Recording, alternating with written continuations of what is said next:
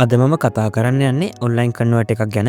ඔයාට මේ කන්වර්ට් එක පාවිච්චි කරලා විවිධ ෆෝමැට් වල තියෙන ෆයිල් වෙනත් ෆෝමැට් එකකට කන්වර්ට් කරගන්න පුළුවන්. තව ටිකක් මේ ගැන පැහැදිලි වෙන්න මම උදාහරණ දෙකක් කියන්නම්. ඔයා හිතන්න ඉමේජ් එකක් තියෙන PNG කියන ෆයිල් ෆෝමැට් එකෙන්. ඉතින් මේ PNG ෆයිල් එක මට කන්වර්ට් එකක් පාවිච්චි කරලා JPG ෆයිල් ෆෝමැට් එකට කන්වර්ට් කරගන්න පුළුවන්. හරි. දෙවෙනි උදාහරණය තමයි ඔයා හිතන්න ඔයා ගාව ඔයා කැමති සින්දුවක වීඩියෝ එකක් තියෙනවා. ඉතින් ඔයාට අවශ්‍යතාවයක් එනවා මේ සින්දුවේ වීඩියෝ එක නැතුව ඔඩියෝ එක විතරක් අහන්න. අන්න ඒ වගේ තැනකදී කන්වර්ට් එකක් පාවිච්චි කරලා වීඩියෝ එකේ ඔඩියෝ එක විතරක් තියෙන විදිහට හදාගන්න අපිට පුළුවන්. හරි. මම හිතන්නේ මම කිය උදාහරණ දෙකකින් ඔයාට අදහසක් එන්න ඇති මොකද්ද කන්වර්ට් එකකින් කරන්න පුළුවන් කියන එක ගැන. මම මෙතනට ඉමේජ් කීපයක් අරගෙන තිනවා. මේ ඉමේජ් තියෙන්නේ ෆයිල් ෆෝමැට් කීපයකින්. අපි බලමු මේ ඉමේජ් වල ෆයිල් ෆෝමැට් මොනවද කියලා. ෆයිල් ෆෝමැට් එක බලන්න ඔයාට කරන්න තියෙන්නේ මවුස් එකේ රයිට් ක්ලික් එක ක්ලික් කරලා ප්‍රොපර්ටිස් යන එක. type of file කියන එක ඉස්සරහින් ෆයිල් ෆෝමැට් එක තියෙනවා. ඔයාට බලා ගන්න පුළුවන් මේ ඉමේජ් එක PNG කියන ෆයිල් ෆෝමැට් එකෙන් තමයි තියෙන්නේ. අපි දෙවෙනි ඉමේජ් එකත් බලමු.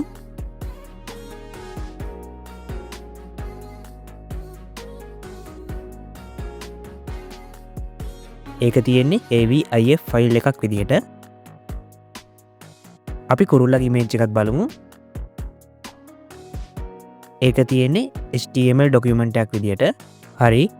මේ විදිහට එක ෆෝමැට් වලින් තමයි මේ පින්තූර හතර තියෙන්නේ. අපේ ෆෝන් එකට එහෙම නැත්නම් PC එකට අනිවාර්යයෙන්ම සපෝට් කරන ඉමේජ් ෆෝමැට් එකක් තමයි JPG කියන ඉමේජ් ෆෝමැට් එක. මෙතන දෙවෙනියට තියෙන මෙන්න මේ ඉමේජ් එක ඕපන් කරාට ප්‍රිව්‍යු එක පෙන්වන්නේ නැහැ. ඒකට හේතුව තමයි මේ ඉමේජ් එකේ ෆයිල් ෆෝමැට් එක මගේ PC එකට සපෝට් කරන්නේ නැහැ. හැබැයි මට මේ ඉමේජ් එක JPG විතර වෙනස් කරගත්තොත් ඉමේජ් එකේ ප්‍රිව්‍යු එක මට බලා ගන්න පුළුවන්. හරි. මම දැන් කියලා දෙන්න කොහොමද මේ දේ කරන්න කියන එක. මුලින්ම මම මගේ වෙබ් බ්‍රවුසර් එක ඕපන් කරගන්නවා. හරි. ඊළඟට onlineconvert.com කියලා ටයිප් කරගෙන සර්ච් කරනවා. මේක තමයි වෙබ්සයිට් එක. දැන් මට ඕනි කරන්නේ මගේ ඉමේජ් JPG කියන ෆෝමැට් එකට හදාගන්නනේ. ඒකට මම කරන්නේ මෙතන මේ ඉමේජ් කන්වර්ටර් කියන තැන තියෙන ඇරෝ එක තියෙනව නේද? අන්න ඒක ක්ලික් කරනවා. ඊට පස්සේ මට කන්වර්ට් කරගන්න ඕනි ෆෝමැට් එක තෝරගන්න ඕන. මෙතන තියෙන ඔයාට බලා ගන්න පුළුවන් convert to JPG කියලා. මම එතන ක්ලික් කරනවා. හරි. ඊට පස්සේ choose file ක්ලික් කරන්න. දැන් ඔයාලට JPG විදිහට කන්වර්ට් කරගන්න ඕනි ඉමේජ් ටික සිලෙක්ට් කරලා open දෙන්න.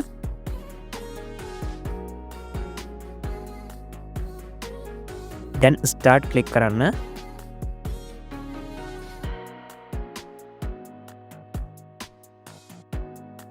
download දෙන්න.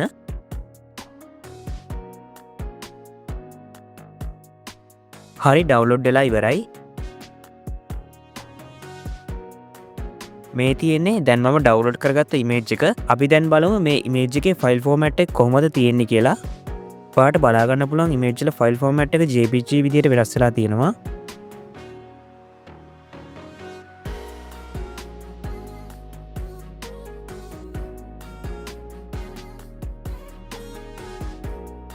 හරි ආයෙත් මම වෙබ්සයිට් එක රිෆ්‍රෙෂ් කරගන්නම්.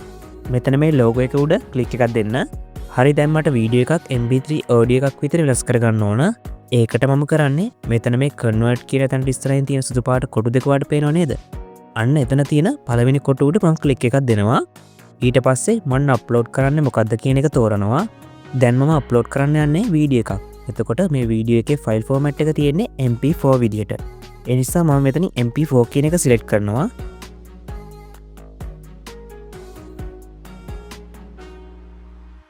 හරි.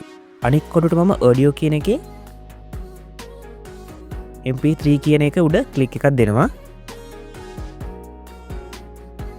හරි. දැන් කලින් වගේමයි. choose file ගිහිල්ලා වීඩියෝ එක අප්ලෝඩ් කරලා ඩවුන්ලෝඩ් කරගන්න තමයි තියෙන්නේ. මම ඒ ටික දැන් කරන්න යන්නේ නැහැ. මොකද වීඩියෝ එක තවත් දික් වෙන නිසා. කලින් ඉමේජ් එක JPG කරගන්න තිබුණ විදිහටම තමයි වෙනසක් නැහැ. හරි. මේ විදිහට ඔයාගේ ඉමේජ් එකක් PDF ෆයිල් එකක් විතර වෙනස් කරගන්නත් පුළුවන්. හැබැයි මෙතනදී ඔයාට එක ඉමේජ් එකක් විතරයි PDF ෆයිල් එකක් විතර හදාගන්න පුළුවන්. එක PDF ඩොකියුමන්ට් එකකට ෆොටෝස් ගොඩක් දාලා හදාගන්න විදිය ගැන මම කලින් වීඩියෝ එකක් කරලා තියෙනවා. ඒකේ link එක මම description එකට දාන්නම්. තව දැන් දකුණු පැත්තේ උඩින් කාඩ් එකකුත් දාන්නම්. එතන ගිහින් බලන්නත් පුළුවන්.